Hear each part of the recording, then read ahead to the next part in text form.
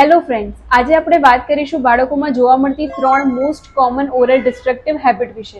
The first is thumb sucking.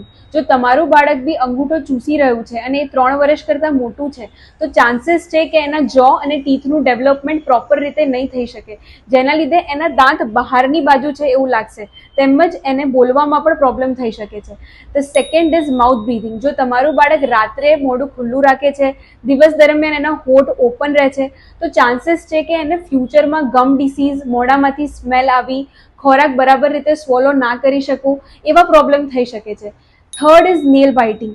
Nail બાઇટિંગના લીધે enamel which is the strongest layer of the teeth એ પણ chip of થઈ શકે છે, તેમજ નેલમાં રહેલી ડર્ટ અને બેક્ટેરિયા પેટમાં જવાથી બાળકને પેટમાં ઇન્ફેક્શન થઈ શકે છે.